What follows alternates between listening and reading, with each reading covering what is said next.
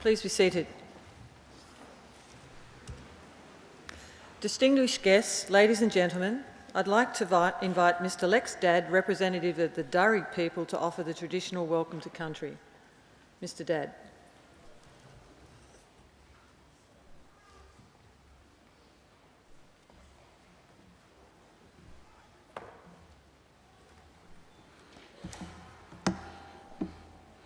Budjeri Mullenwool, ladies and gentlemen, that is good morning in Darug. My name is Lexodius Dadd. I'm a senior Darug Aboriginal man. The land on which we stand upon today is of the Watamatical people, part of the Darug Nation. So on behalf of my people, I would like to welcome you here to Darug land. I would also like to take a moment to acknowledge my elders, both past and present, and to honour our ancestors. So everyone is aware of the importance of a welcome to country. I would like to share with you what a welcome to country means. Traditionally, a welcome was to allow safe passage for visitors to pass through country unhindered, hunt and gather food, or meet for important business to discuss matters. Visitors would light a fire and wait to be approached by a traditional custodian to ask of their business, thus the welcome to country. Most times, a corroboree, celebration, and in particular, ceremony, was an integral part of the welcome in which various mobs would gather. Our process is marked by ceremony and is similar to what we are doing here today. So we're here together in ceremony, acknowledging and celebrating your achievements. I would like to thank the University of their acknowledgement of our people and for the invitation to welcome you here today. This acknowledgement is important to our people and appreciated by our elders. Education is highly valued in our culture. Knowledge meant survival. We have a long association with history of academia, with education in this country, and in traditional society, our elders were held in high esteem for their accumulated wisdom and experience. One of my ancestors we fondly remember as Grandma Kitty, commonly known as Black Kitty in the history books, was originally from the Wamali clan in Prospect. Placed in a native institution, a school set up by Governor Macquarie in 1815, Grandma Kitty was to be assimilated into a new world. She was one of 4 Aboriginal children to be placed there. These 4 Aboriginal children, although very young, set a precedence for the future generations, just like each and every one here today. You're all setting examples for our future generations. And my family is very proud of our Grandma Kitty, as I'm sure of your families are very proud of you here today. As I look upon you all here today, I feel humbled and honoured to be part of this ceremony. Congratulations, well done, good luck, and welcome once again to Darug land. Didgeridoo, thank you.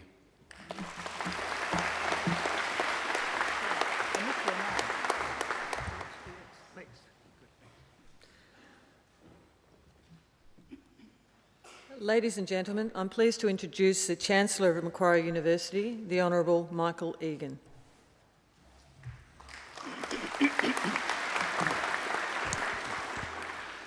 Lex, thank you very much for your welcome to country.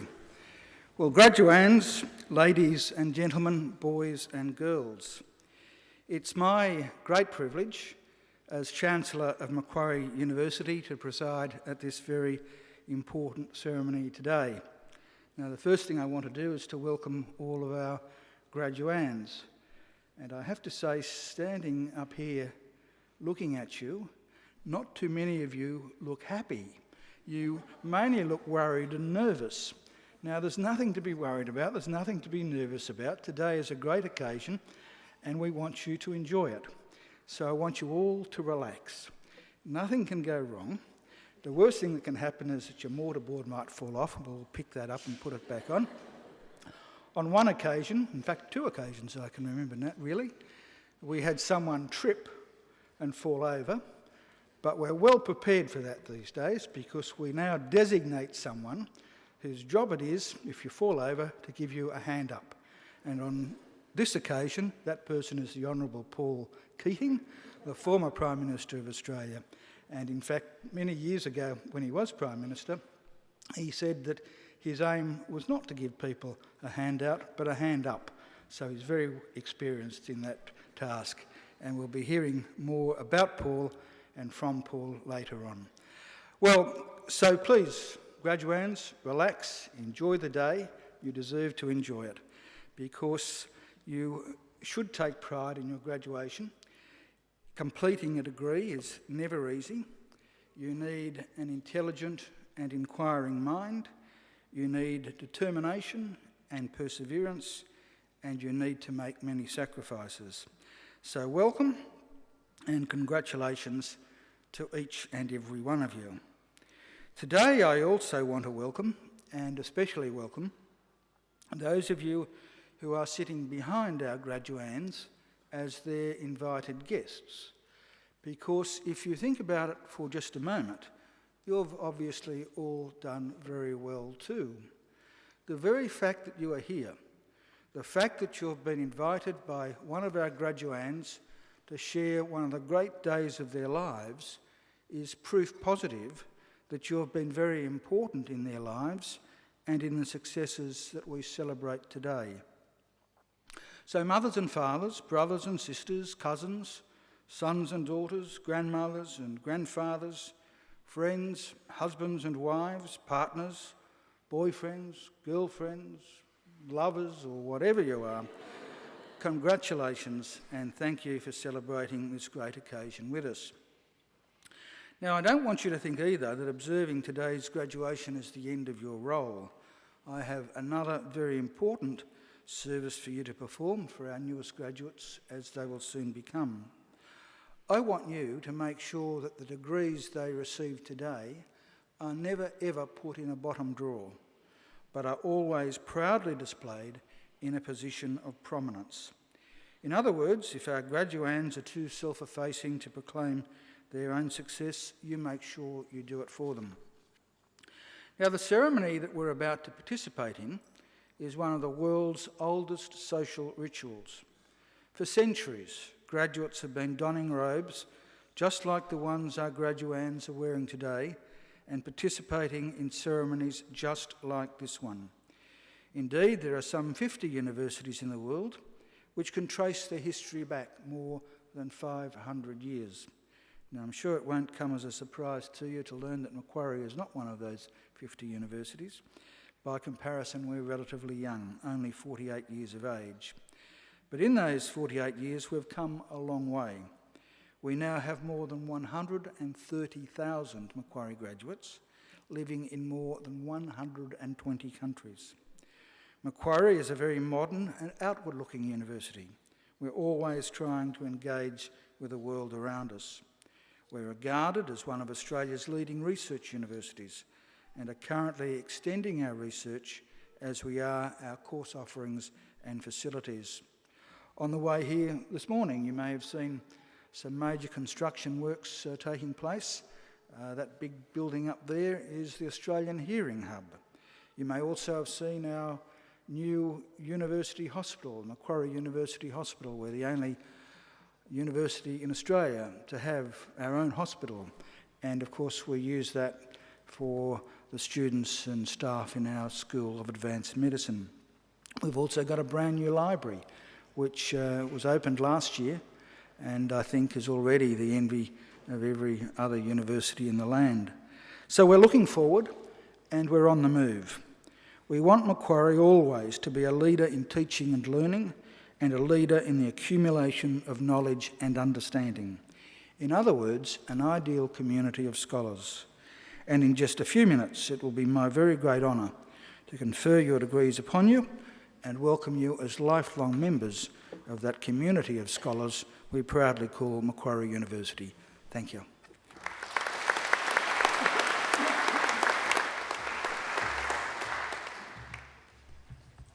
Chancellor, I call on Ms Melinda Vaheji, who is graduating today with a Doctor of Philosophy, to speak on behalf of the graduating group.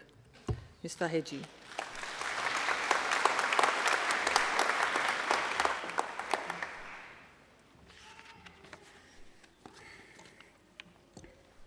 Chancellor, members of the University, graduates and guests, good morning and welcome to our graduation ceremony. To be here delivering a speech on behalf of all these amazing graduates is truly, genuinely an honour. Together, we can celebrate each and every individual achievement of these graduates. In celebrating the achievements of the graduates here today, it is important for us to consider the very unique journeys, the trials and tribulations that have formulated into the achievement that we see before us here. On this special day, each and every graduate is marked and represented by very different academic, personal and professional journeys. For some, the all-encompassing journey to get here to graduation has been much more difficult than for others. My personal journey was certainly a positive one overall, although of course I must admit that it was marked by dark times and sincere difficulties. I'm blessed to be able to stand here though and to say that I was one of the lucky ones. I was lucky to have an incredibly driven, dedicated and extremely generous supervisor, Dr. Denise Jepson from Faculty of Business and Economics, who devoted intense effort and time to ensuring that I never lost sight of the end, which in a PhD is incredibly hard to do. While I was lucky in many ways, I know for other graduates, incredible amounts of sacrifice and difficulties are inherent in their journeys. The experience of undertaking university studies is not just critical for injecting incredible amounts of technical knowledge into us, but the journey itself shapes a lot of who we actually are. The way we learn how to juggle tasks, the way we learn how to balance between different worlds and different spheres, the way we learn how to overcome pressures and anticipate extraneous stresses that can come along. The way we continue to self-motivate and to soldier on are just some of the key learnings that we can take away from this journey. What we learn and the achievements of finishing your degrees is truly testament to not only your own personal aspirations and your drives, but perhaps more importantly, testament to the important people around you who have continued to support, care and nurture you along the way. I know that for each and every graduate, by looking into this amazing looking crowd, I can see there have been a number of people who have made a very special mark along our academic journeys. On that note, I wish to take this opportunity to sincerely thank the dedicated staff of the university, the supervisors, the family, the partners, the parents, the siblings, the grandparents and friends of all the graduates. Thank you for empowering each of these graduates along their path of academic success. In going forward, I urge you all to be humble about your achievements and to strive for continual knowledge seeking and personal development. Taking with you a highly reputable degree, unique characteristics and unique experiences, know that as a graduate, you are all in a powerful position to be able to go forth and make a unique contribution to the world of knowledge, the world of research, the world of professional practice, with integrity and wisdom. Again, I extend a wholehearted congratulations to each and every one of you. I wish you all the very best on the continuation of your journeys. Thank you.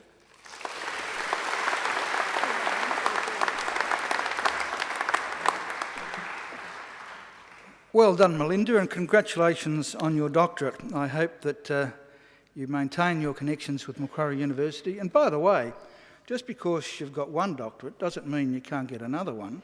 I mean, we had an occasional speaker here yesterday, Professor John Croucher, and I discovered that he's actually got 3 doctorates. So there's a goal to set for yourself. Well done. Congratulations. Well, ladies and gentlemen, we now come to, I suppose, the key part of the ceremony, the reason you've all come today, and that's to have your degrees conferred upon you. Now, that's a really awesome responsibility I have. I have to make sure that each and every one of you is eligible for the degree, because I'm told that if I make a mistake, I can't take the degree back. So I'm going to ask the registrar to give me an ironclad assurance that you're all qualified to graduate today. Registrar.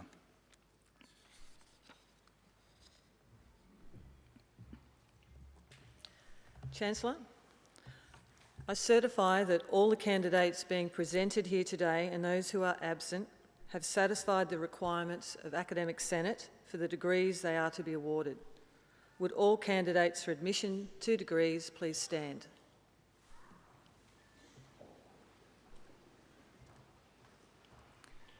graduands, in the name of the Council of Macquarie University, and by my authority as Chancellor, I admit each of you present and those who are absent to the degrees for which you have qualified. Graduates, congratulations.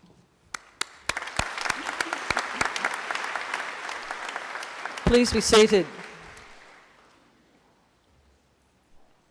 Chancellor, the graduates at this ceremony are from the Faculty of Business and Economics.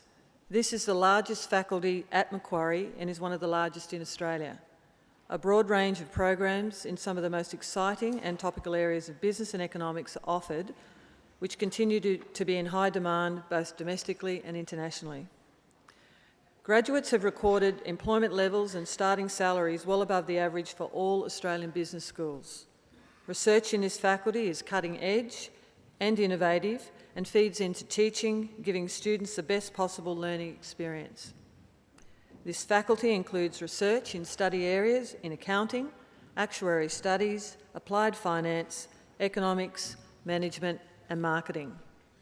Chancellor, I now call on Professor Mark Gabbett, Executive Dean of the Faculty of Business and Economics, to present the graduates. Professor Gabbett.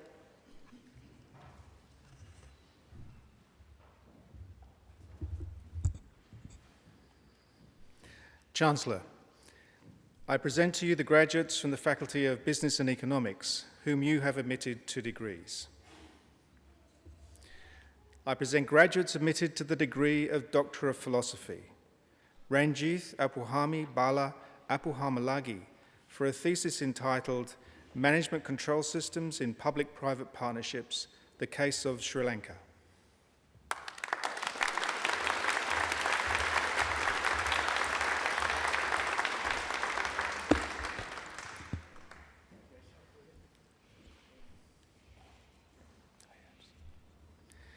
Andreas Hellman, for a thesis entitled International Convergence of Financial Reporting Standards and Accounting Modernisation in Germany.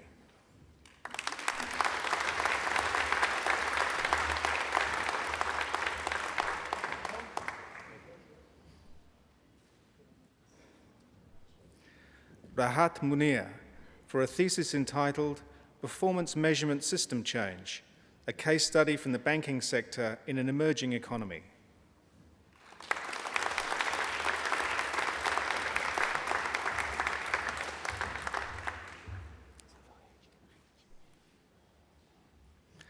Melinda Maria Vaheji, for a thesis entitled Development of the Desire for Postgraduate Study, the Role of Career Decision-Making, Self-Efficacy and Career Decision in Shaping Postgraduate Aspirations.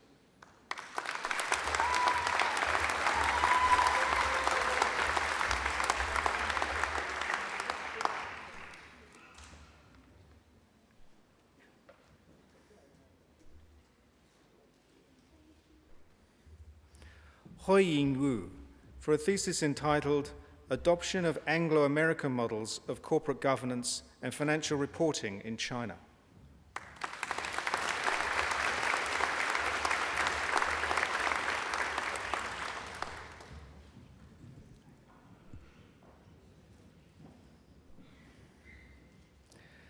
I present graduates admitted to the degree of Master of Accounting, Yi Chun.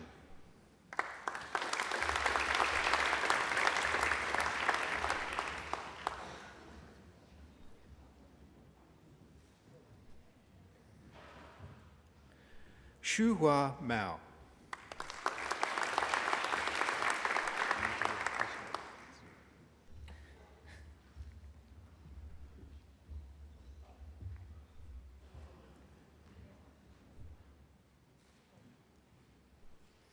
Claudia Teresia.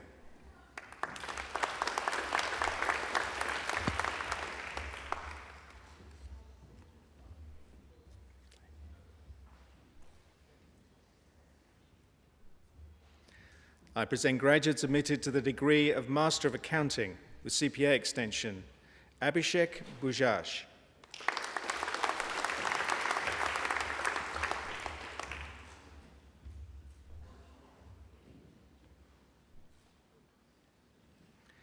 Qing Bing.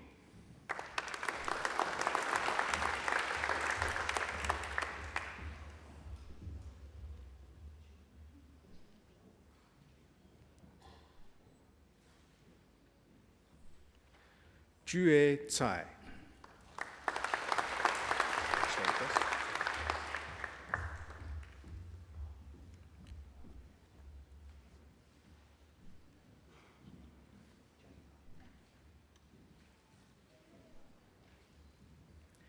Shui Ni Deng.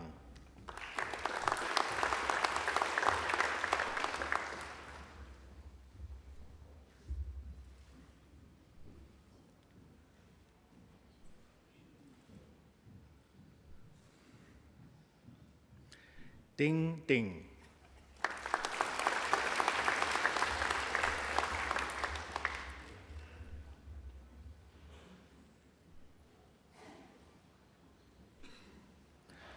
Chung Chung Gu.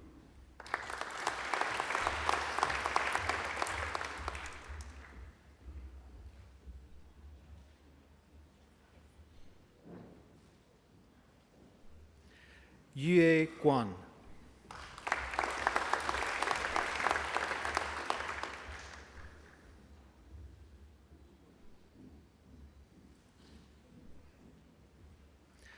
Ke Juin Guo.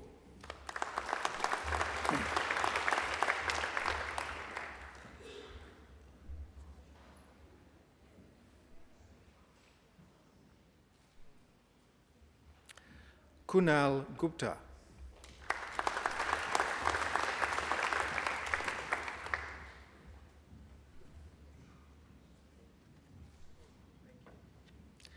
Miwa Hayashi.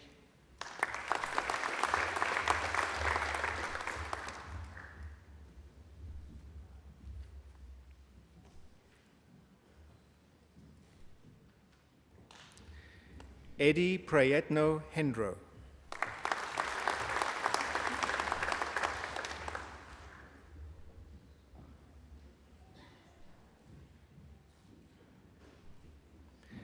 Jie Yao Hu.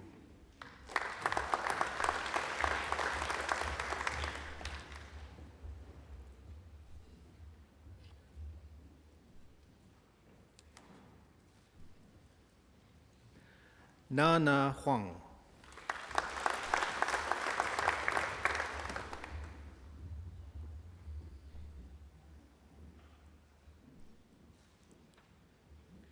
Yin Huang.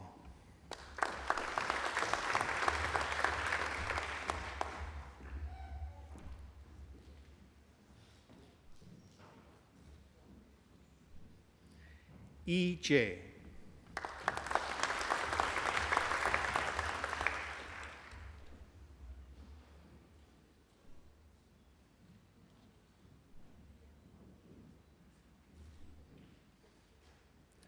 Lu Jiang.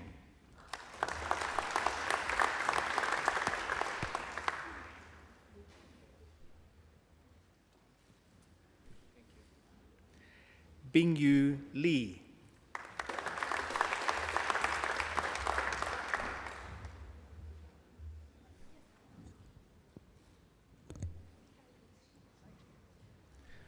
Hui Li.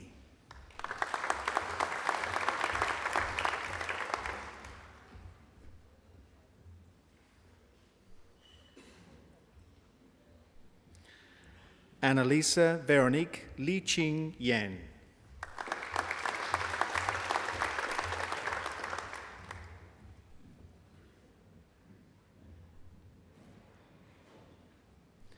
Ya Li Lin.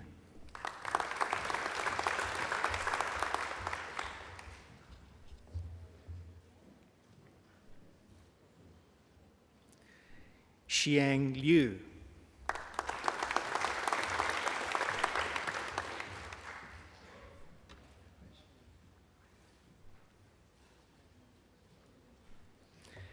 Jinglei Shen.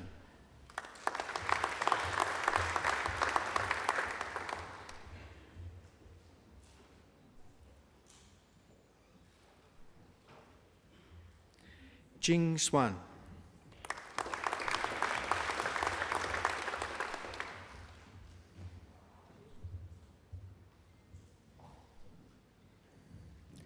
Sir Swan.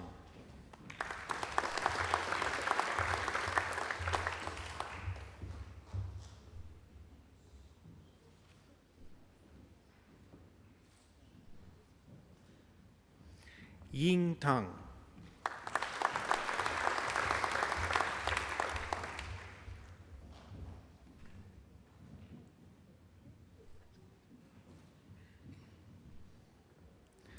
Wei Jie Wang.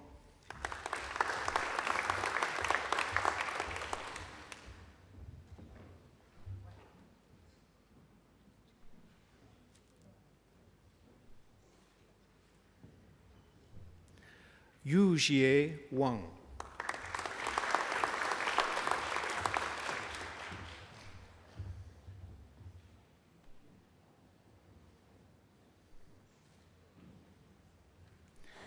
Zhao Wang.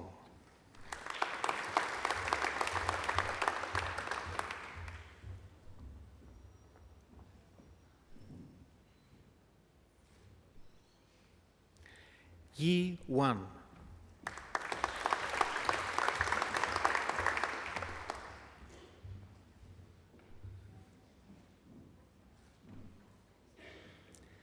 Fei Wu.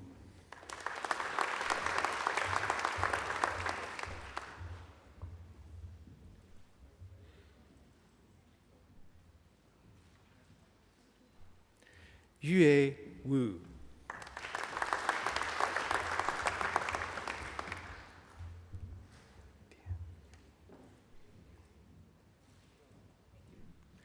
Dian Yu.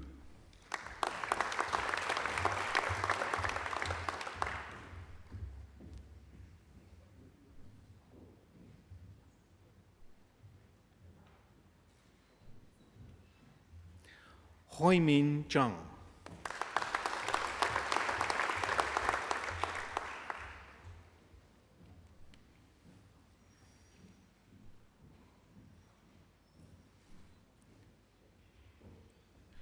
Junxiao Zhang.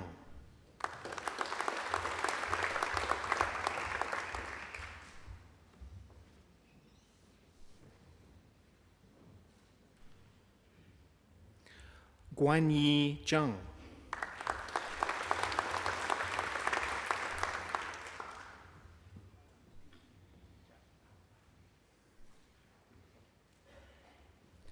Jiao Zhang.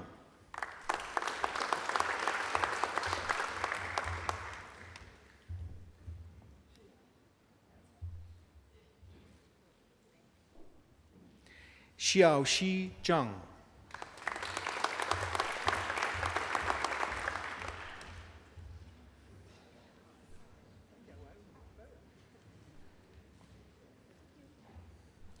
Xingjin Zhao.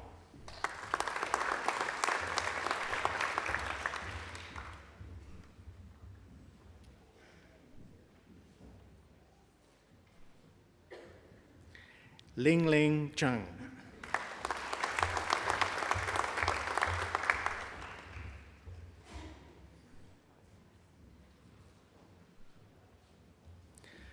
I present graduates admitted to the degree of Master of Accounting, Professional, Yan Li.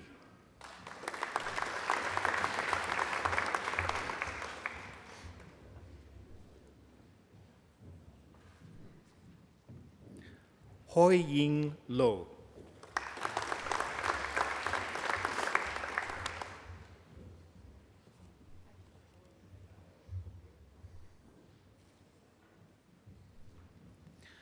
I present graduates admitted to the degree of Master of Applied Finance, Shagun Banerjee.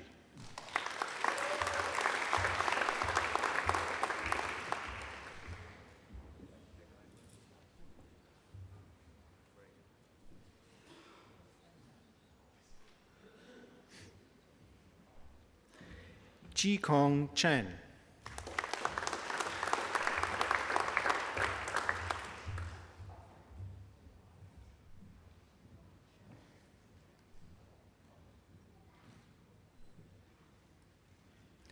I present the graduates admitted to the degree of Bachelor of Applied Finance, Xinghun Li.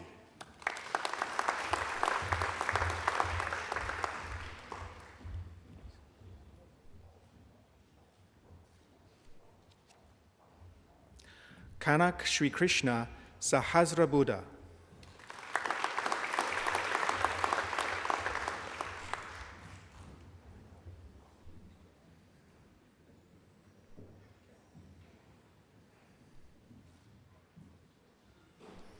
I present graduates admitted to the degree of Bachelor of Commerce. Fei Tsai.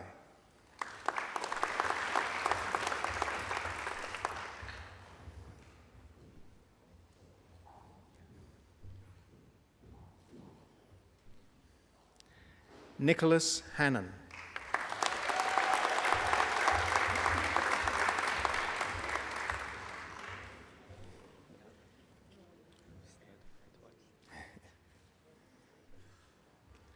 Willis Lee.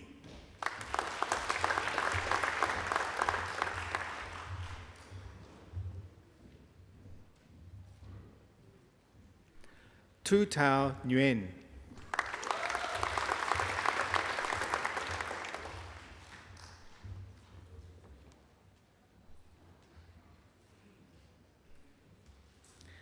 Alec Charles Peterson.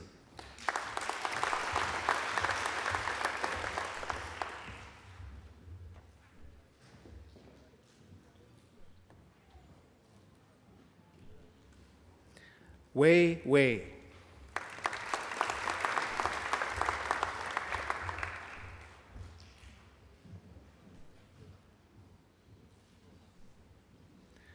Min Zhang.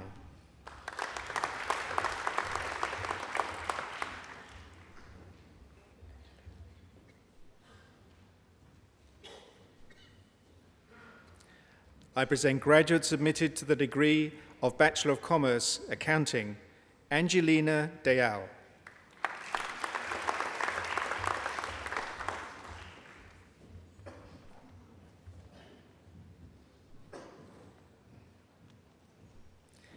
Ti Mai Ni Do.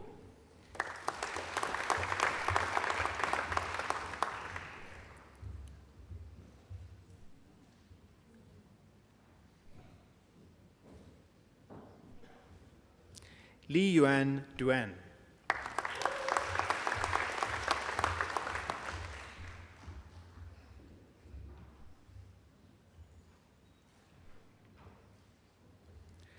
Ge Feng.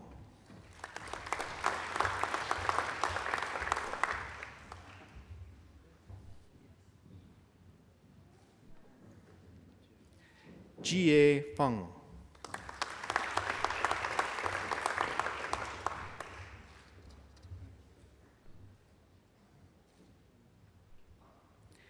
Xiaoting Feng.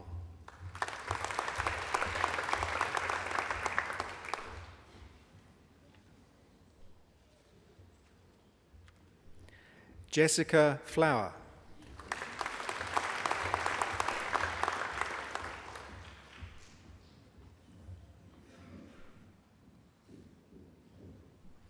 Patricia Forsbach.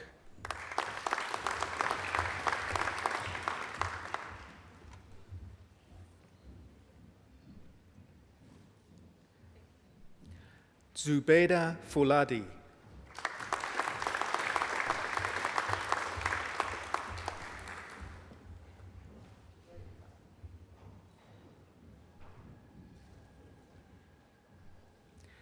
Ezekiel Gadate.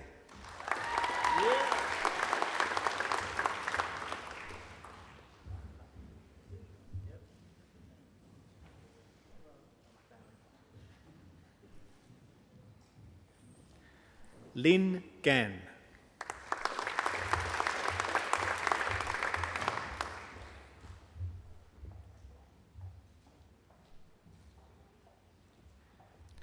Chuan Gan.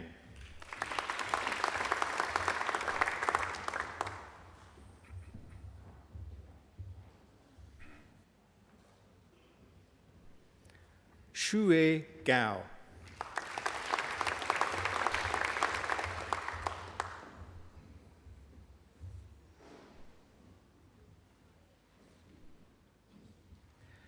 Yuan Gao.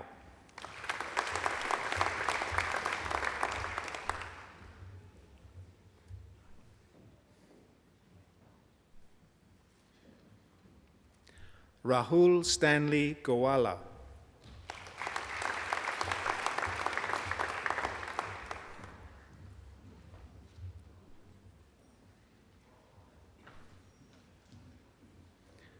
Yu Guo.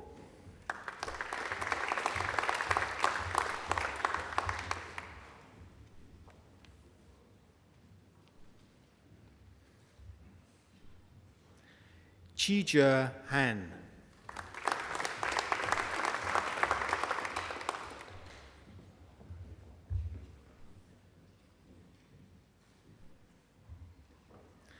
Fan He.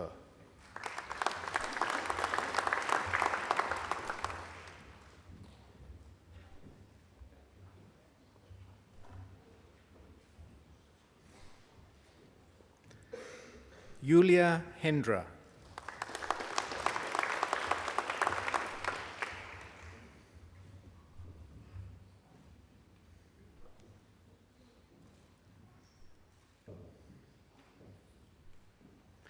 Ruben Enriquez.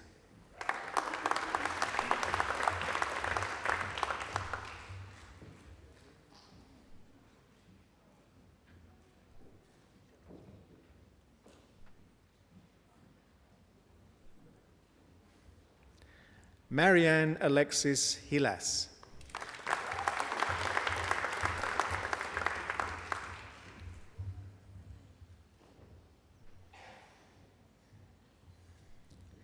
Titan Tu Ho.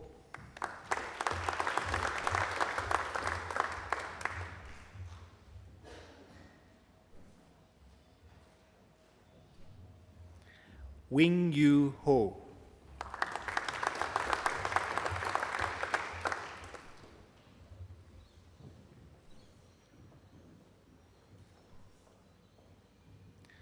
Thomas Hogan.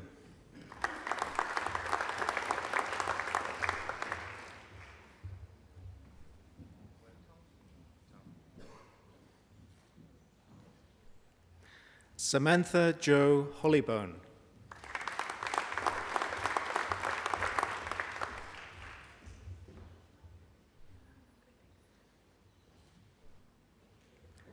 Marcus Scott Horwood.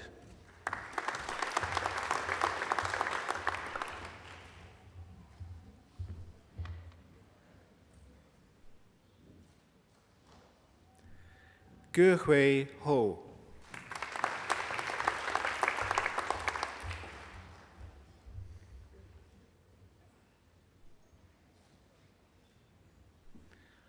Haibo Hu.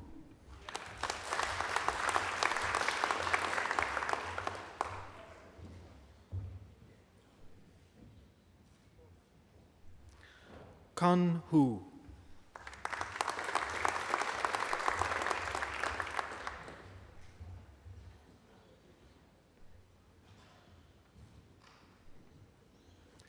Xia Hui Ho.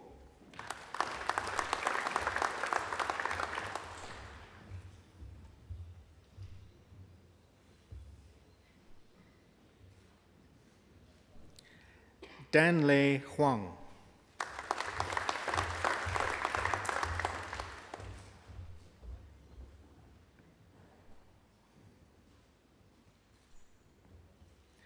Jenny Huang.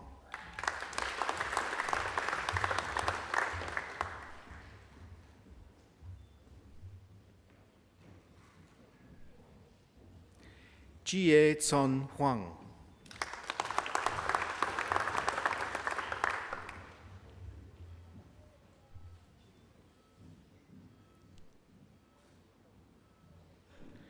Yan Huang.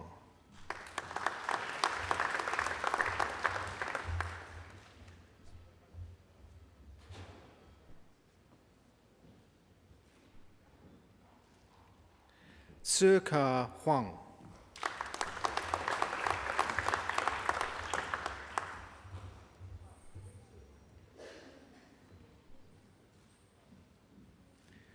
Sergia Ho.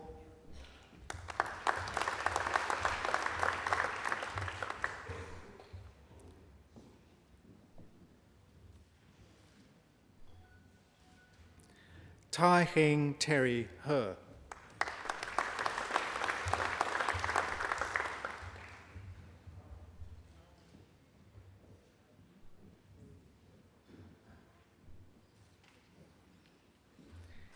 Tianmeng Li.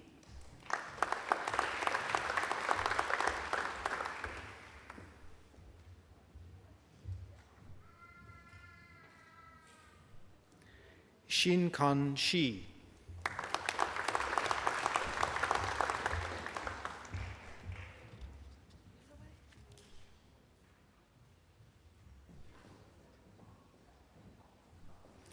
Qianhui Wan.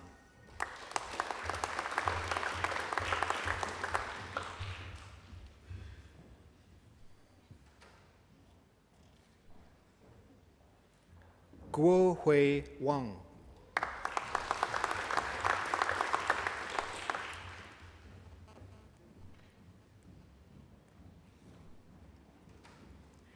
Jianhang Zhang.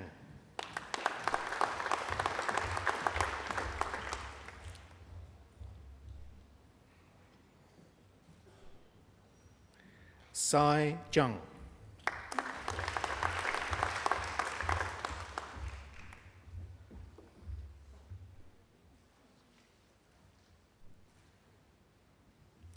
Yushi Zhang.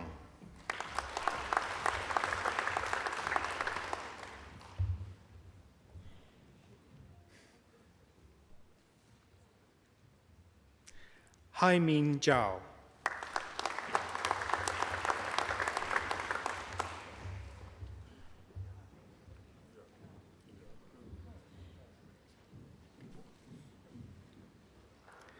Yang Zhao.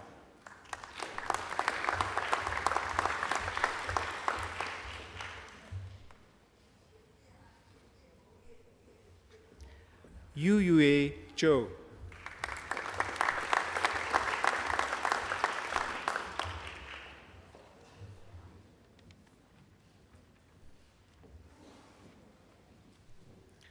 Nan Zhu.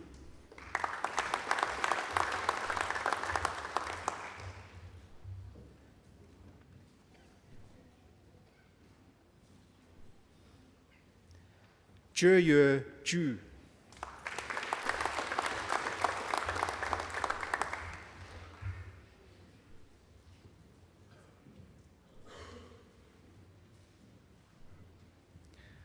I present the graduate admitted to the degree of Bachelor of Commerce, Actuarial Studies, Yahui Zheng.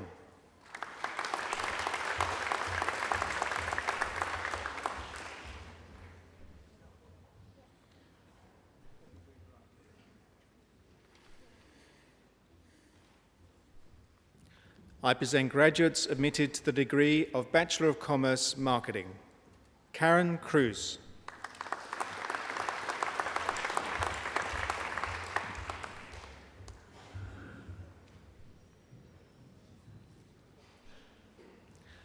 Anjasel Esmores.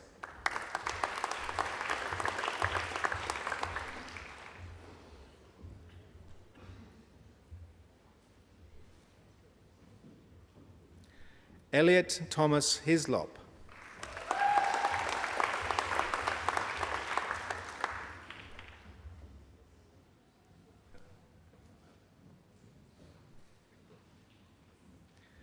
Tara Michelle Kling.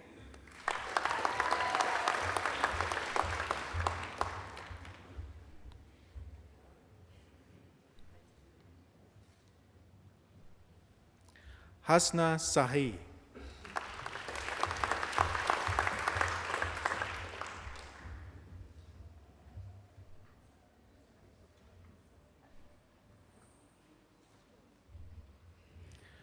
Raki Sharma.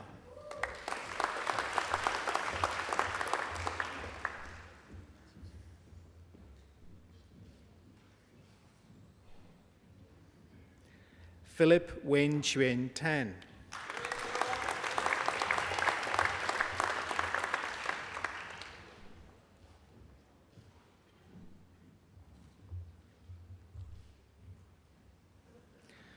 I present graduates admitted to the degree of Bachelor of Commerce, Professional Accounting, Wen Ho Tsai.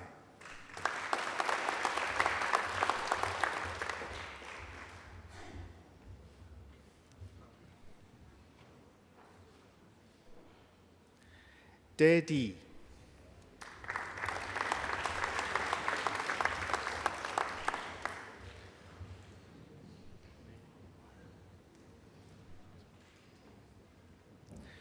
Jonathan Mario Damasweka.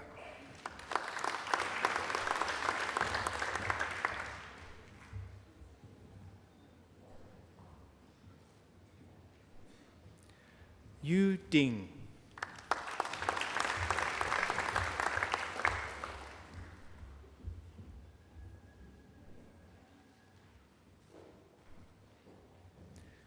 Hoi Lin Dong.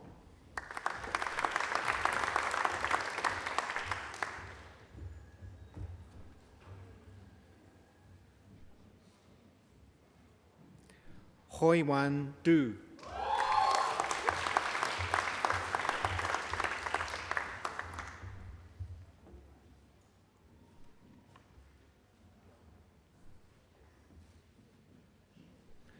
Ching Du.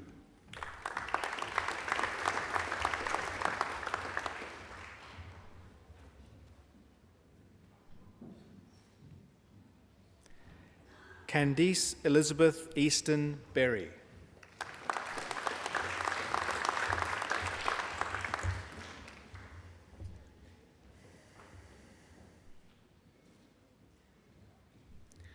Lei Feng.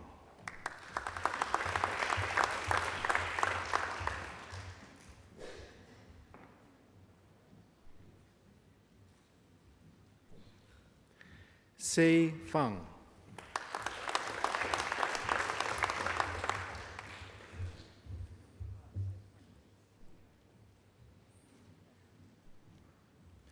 Ting Ting Fei.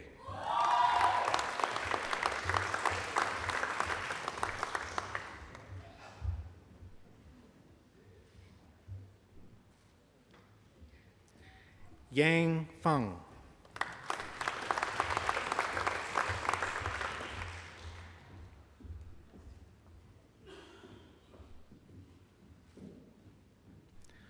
Poi Ting Fong.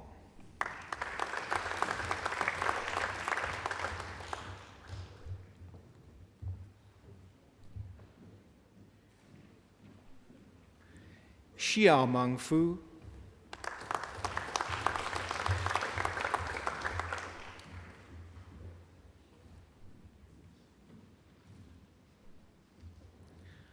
Carlock Fiona Fung.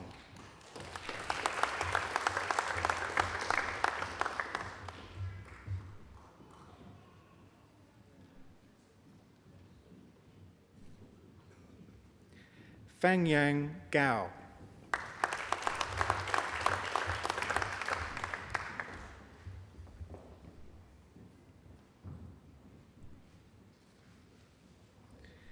Qi Gao.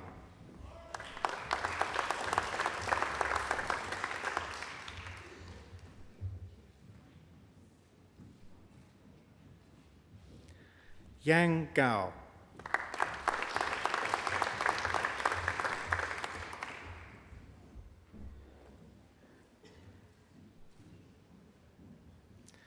Meng Di Ge.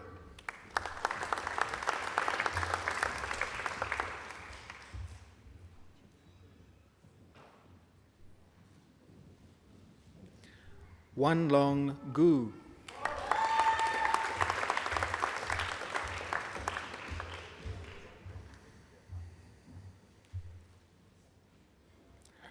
Bo Gui.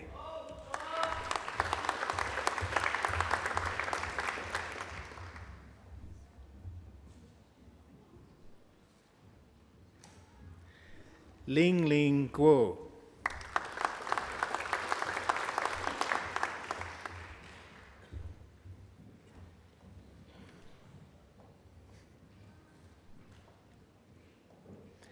Qian Guo.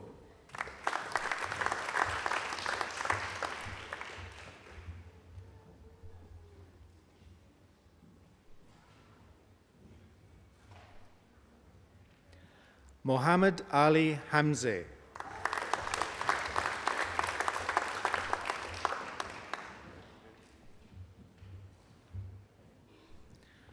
Chun Chun Han.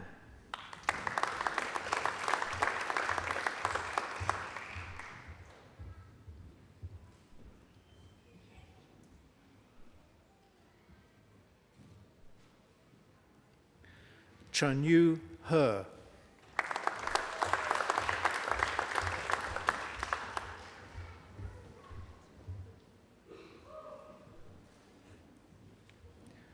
Huan He,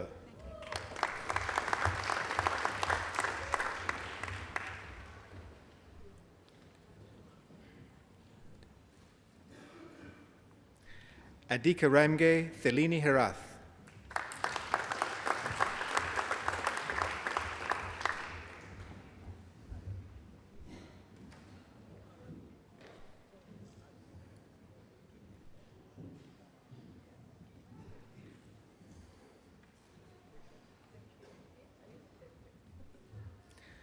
Min Ji Hong,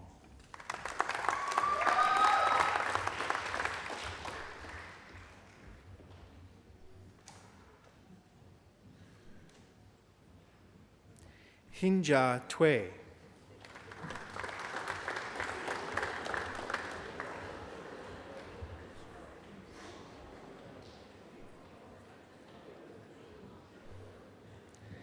Ling Wei Hu,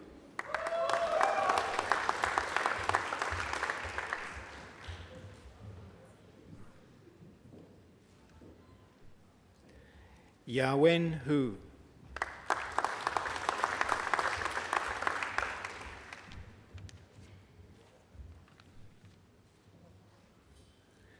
Bin Huang,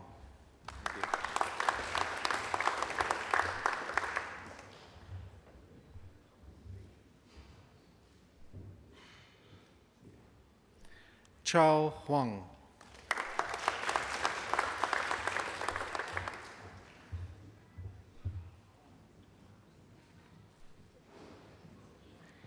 Jia Huang,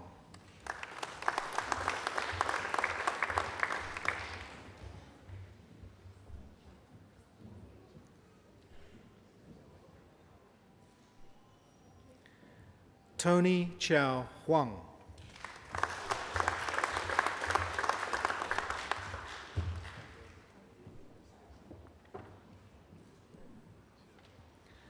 Wei Tang Huang,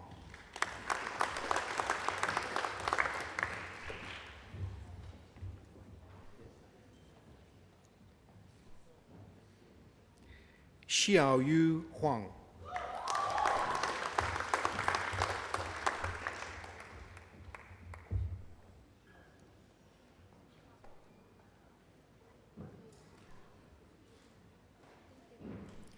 Xue Jie Huang,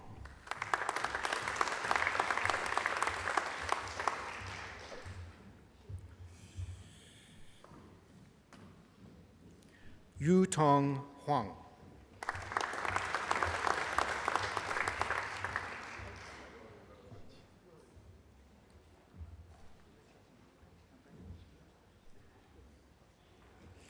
Pu Han,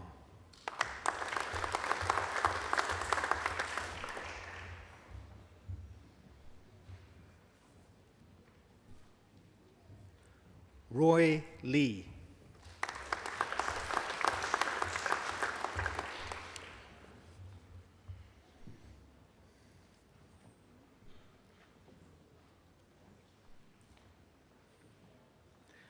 Yue Xin Pan,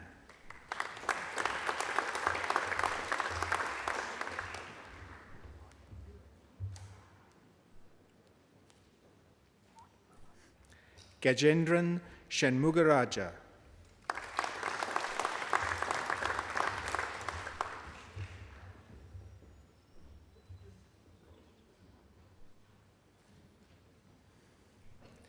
Ling Su,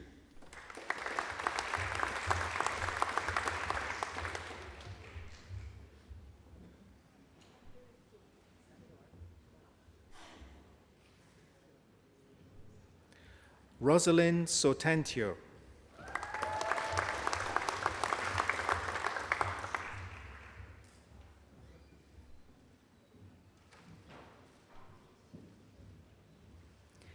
Yishui Tian,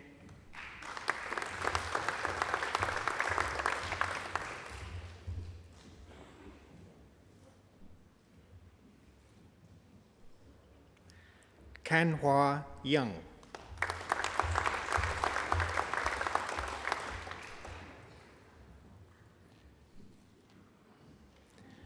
Fei Yao.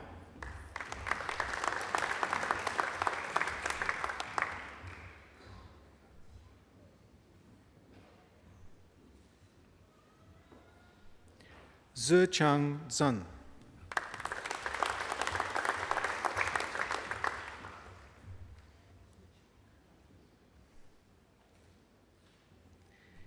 Jiaqi Zhang.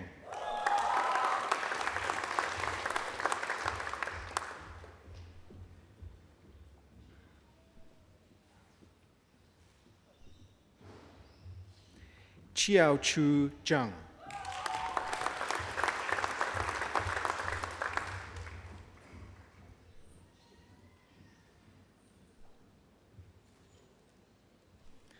Mo Yu Zhao.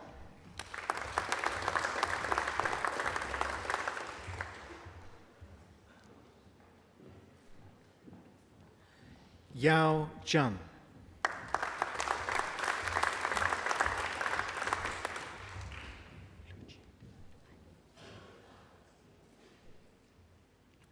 Lu Ji.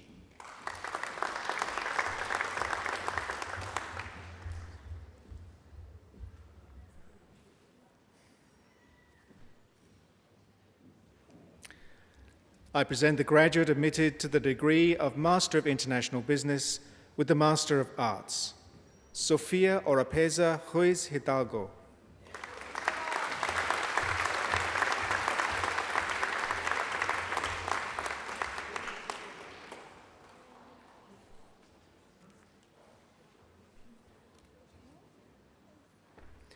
Chancellor, that completes this morning's presentation of the graduates in the Faculty of Business and Economics.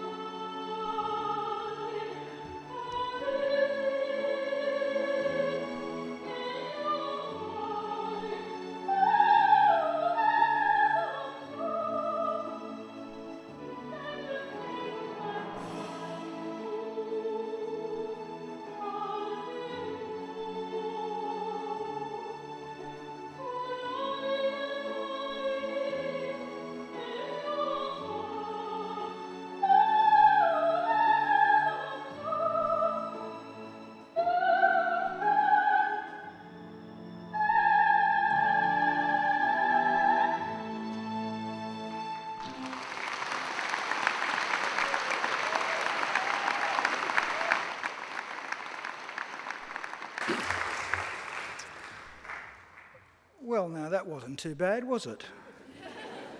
That was Angela Brewer, ladies and gentlemen, with that magnificent voice. Did you like her? Would you like to hear us sing just a little bit more? Well, all you've got to do is enrol in another degree, and when you come back for your next graduation, I'll make sure Angela's singing then too. I think she deserves another great round of applause.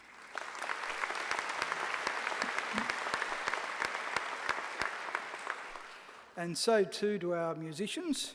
Over there, our organist, Dr. James Forsyth, and our trumpeter, Melanie McLaughlin. Thank you.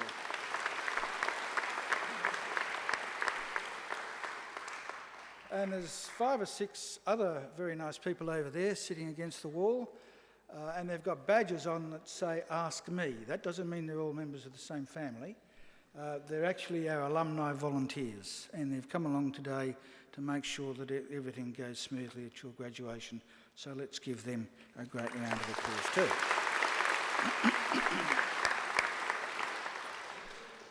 Well, ladies and gentlemen, it's our pleasure at today's ceremony to honour, in accordance with the resolution of the University Council, the Honourable Paul Keating for admission to the degree of Doctor of Letters Honoris Causa of Macquarie University.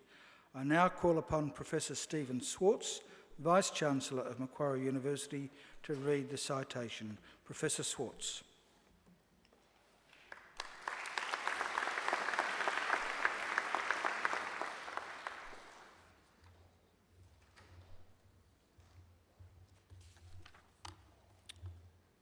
Would Paul Keating please rise? Chancellor, in 1985, Paul Keating described the federal budget as having 2 interrelated purposes: ensuring economic growth and making Australia a fairer society. I'm sure everyone here today would agree that these are worthy aims. But, Chancellor, they also nicely summarise Paul Keating's enduring legacy to his country. During his time in government, the dollar was floated, banks were deregulated, a sclerotic tariff regime was reformed, airline and telecommunications industries were deregulated, national infrastructure was rolled out, a universal superannuation scheme was established, income contingent loans for universities were invented, reconciliation was advanced, vocational education was reformed, and the Republican debate was ignited. Now, any one of these things would have been an accomplishment to be proud of, but Paul Keating did all of them. Chancellor, by any measure, Paul Keating is a great political figure who served his country with integrity and conviction. During his long and distinguished parliamentary career, including 5 years as Australia's 24th Prime Minister, he transformed the way we work, the way we save, indeed, the way we live. Growing up in the working-class Sydney suburb of Bankstown, Paul Keating attended De La Salle College and later studied at Belmore and Sydney Technical Colleges. His parliamentary career began in 1969, when he was elected to the House of Representatives as the Australian Labor Party member for Blaxland. In 1975, he became the youngest ever federal minister, holding the portfolio of Minister for Northern Australia. What followed were some character-building years in opposition. Paul Keating then became Treasurer in 1983, still in his 30s. It was a position he held until 1991, and in this role, he implemented the economic reforms that we now take for granted. In December 1991, Paul Keating became Prime Minister of Australia, and in March 1993, he led his party to an historic 5th term of government. As Prime Minister, he continued the progressive economic reform program that he started as Treasurer, including the superannuation scheme that I mentioned, a scheme that has grown into a $1.5 trillion savings pool for Australian workers, and the labour market reforms that did so much to ease Australia's long-term unemployment problems. Under Paul Keating, the government implemented the historic Mabo legislation, recognising for the first time the land rights of Australia's Indigenous people. Paul Keating also took a pivotal role in the development of APEC, the Asia-Pacific Economic Cooperation Forum, and initiated the annual leaders' meeting with its commitment to regional free trade. After leaving Parliament, Paul Keating has remained a leader in business, in policy development, and has continued to actively encourage our relationship with our neighbouring countries. Over his career, he has done so much to deepen our friendship with Indonesia, develop our ties to China, help bring peace in Cambodia, and raise our national consciousness about our place in Australia, Australia's place in Asia. Paul Keating's continued high international standing reflects his outstanding political and social achievements.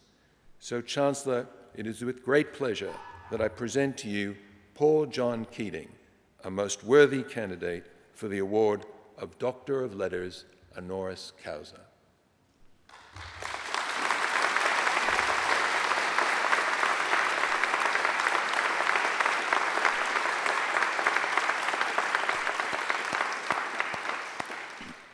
Paul John Keating, in the name of the Council of Macquarie University and by my authority as Chancellor, I admit you to the degree of Doctor of Letters honoris causa. Congratulations, Dr. Keating.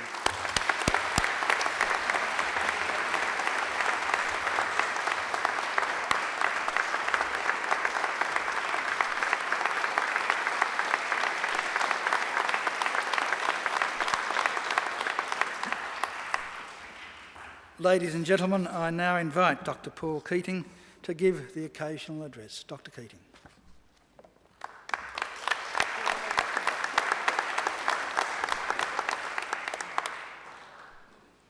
Well, Chancellor, Vice-Chancellor, members of the university, members of the faculty, graduates, guests, ladies and gentlemen. Well, Vice-Chancellor, could I firstly thank you for that very, very generous introduction.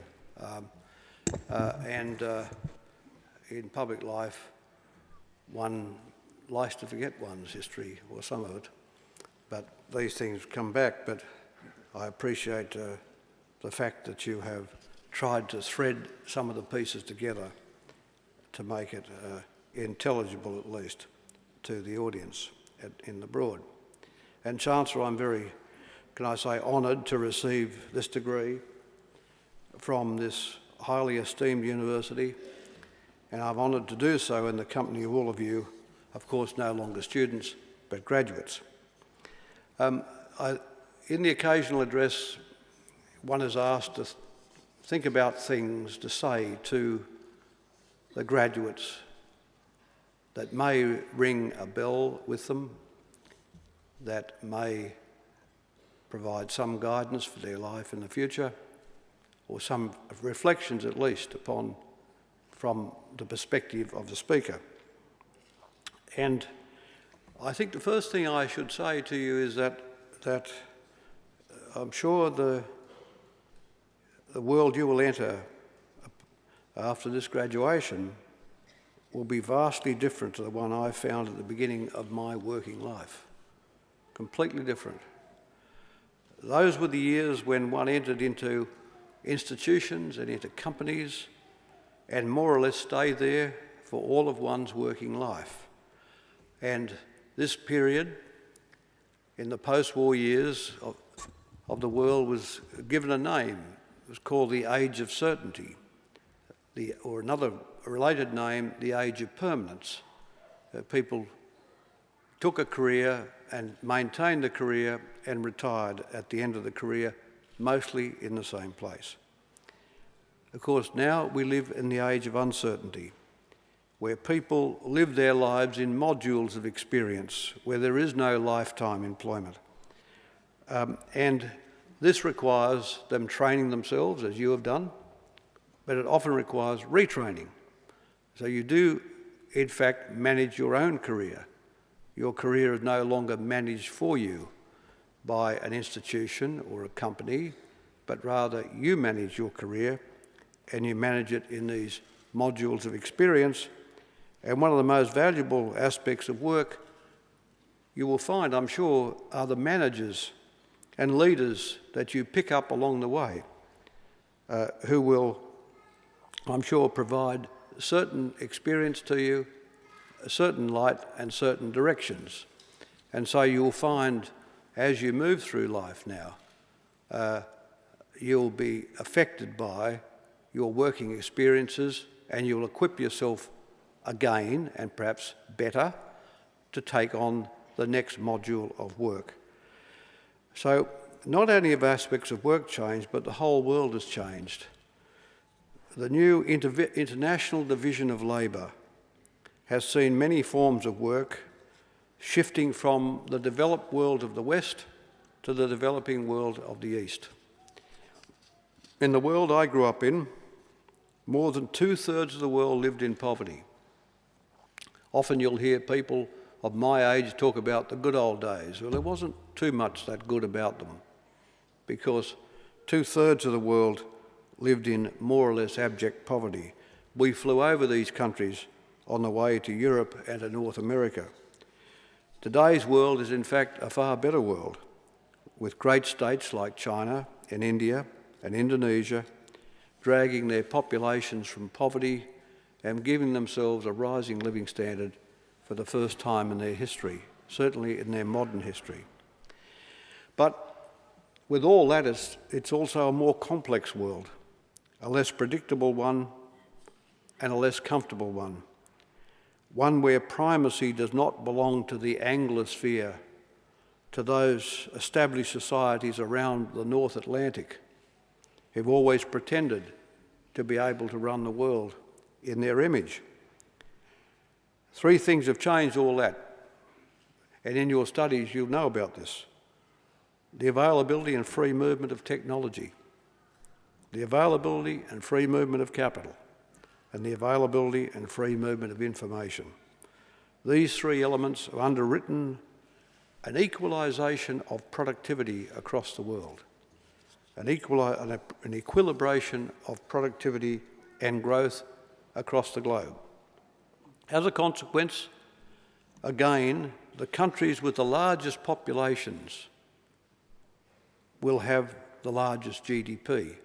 If productivity is more or less even, if technology is evenly available, and if capital is there, population will again be the principal driver of GDP.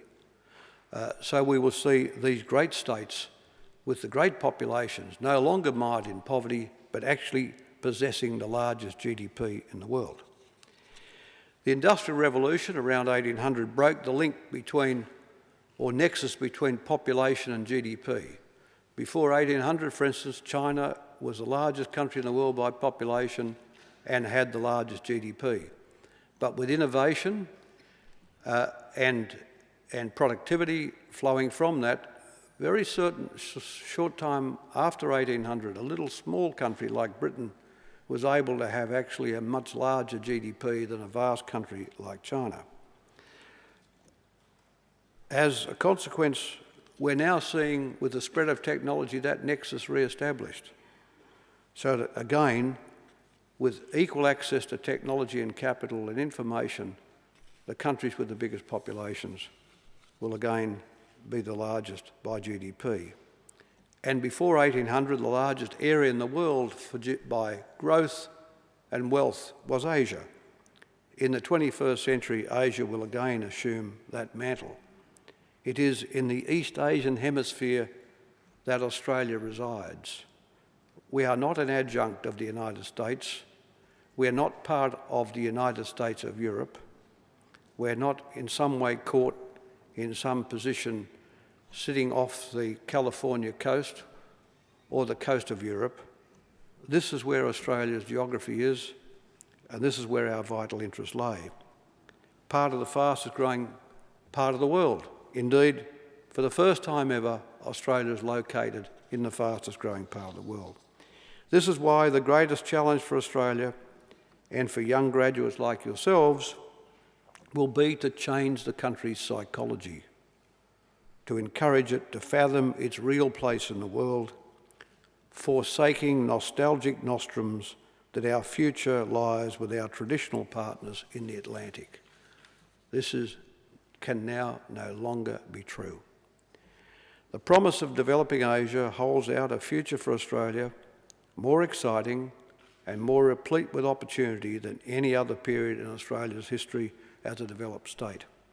This enormous dynamism plus the ubiquity of information will add spice to your lives, as it's doing to all of us now, of a kind my generation could only have dreamt of. When I was as young as you, the big dream was to go to London and live in Earl's Court. That was it. That was the total dream. People were to get on the ship, go to London and live for 6 months in Earl's Court and perhaps do a tour around Europe. But now you look at the phenomenal opportunities which exist today. That said, you will also face the really big challenges that my generation was able to avoid. The dramatic rise in the population of the world and, of course, climate change. I noticed the other night I was watching a documentary on the Titanic, and James Cameron, the famous producer of the film, The Titanic, someone said to him, "What do you think it all meant?" And he said, "Well, it was really, in a sense, the hubris of industrial Britain, of the industrial world, building the great unsinkable Titanic ship. And then, of course, it ran slap bang into nature in the iceberg." And one is left with the thought that, given the way in which we now abuse the oceans and abuse the climate, that we're heading towards our own iceberg, which is looming on the horizon. It's not visible yet, but it certainly exists there. And it won't be my generation that has to deal with the fact that the world is not bountiful forever, that the oceans and the atmosphere are not a free good to be abused, that we'll have to feed these vast populations. It'll be your generation which deals with these problems, exciting as they are, but also difficult as they are. In all of this, what's the key to dealing with it? The key is wrapped up in one word: imagination. Imagination is the primary ingredient in all leadership, be it social or scientific or political. The ability to divine a bigger picture and the commitment to drive towards it. Creativity is central to our progress, as it is to all human endeavour. Within our imaginations must come the creative spark, the source of all enlargement, and we must always be looking and listening for it, to hear that go off in our heads, to be able to see the schematic, to see the construct. The alternative to great creative leaps, to paradigm change, is incrementalism, moving safely forward, but in small, predictable steps. Incrementalism is the enemy of change, the antidote of all enlargement. You know, we live in a rational world. Your course has been about rationality. So we pursue rational steps. Not so, not so. The great leaps of humankind have not come solely from rational deduction. Intuition and passion provide the real flux of progress. So we must have a mix of passion and reason. And whenever the two vie together, one with each other, invariably the outcome is of an altogether higher form.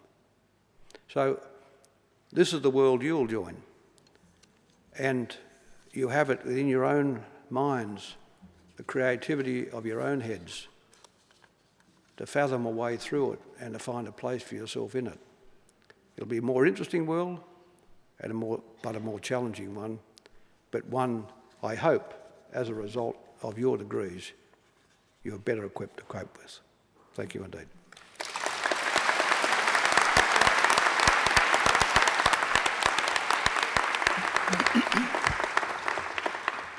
Well, graduates, I'm sure you'll agree that was a great occasional address, and we've been very privileged and honoured to have Paul Keating deliver it today. Now, I've known Paul Keating for 47 years. Now, that's twice as long as many of you have been alive, more than twice as long. And I'm going to let you into a secret. As long as you promise you won't tell anyone, it's just within these four walls. We weren't always friends. In fact, for the first 3 or 4 years, we were mortal enemies. I thought he was a bad man. It didn't take me long to realise that I was wrong and recognise the qualities and the attributes which, of course, have now become obvious to everyone. But I'm sure you'll never, ever forget this day, and not only because it's your graduation, but it's not often that you get someone of the calibre of Paul Keating to speak at a university graduation. So I think we should put our hands together and thank him once more.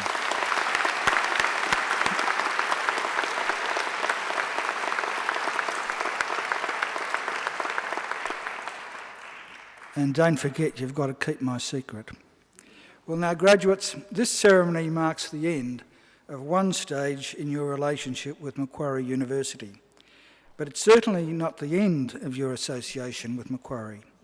From today on, for the rest of your lives, you are part of the bigger Macquarie family, which is our alumni, and part of the network of Macquarie alumni, which now spans the globe.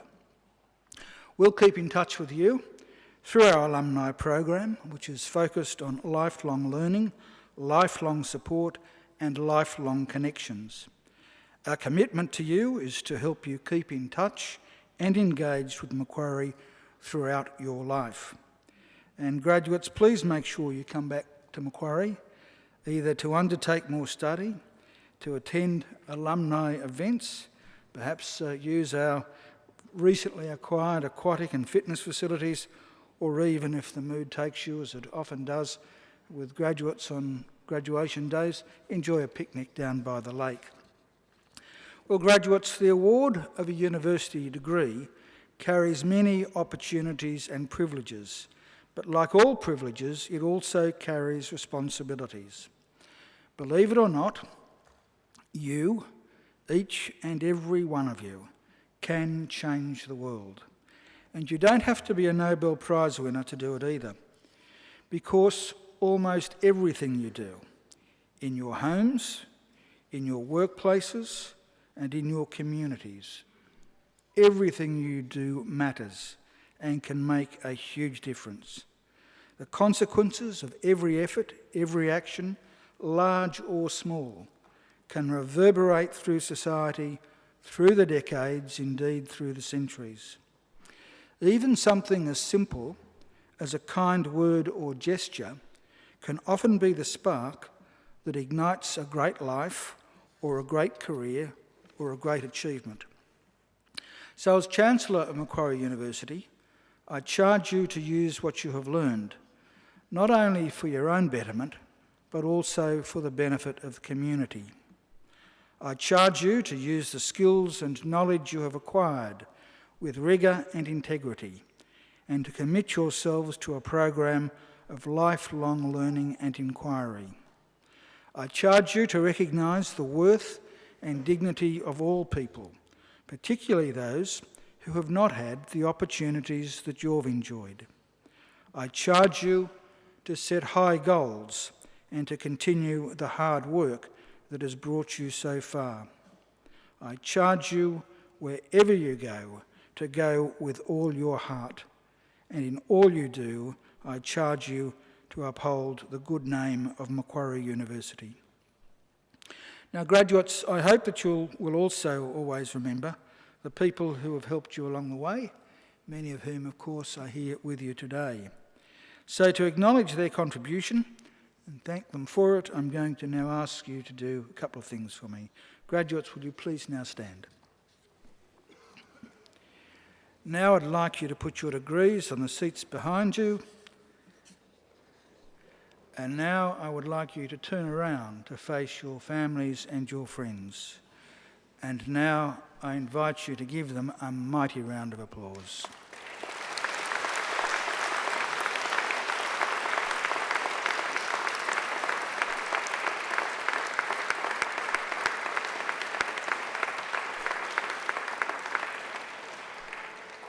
Well, now, graduates, you can turn around now, but please don't sit down, because here behind me are some representatives of our academic staff who have supported you throughout your journey here at Macquarie, and I'm sure you'd like to thank them as well.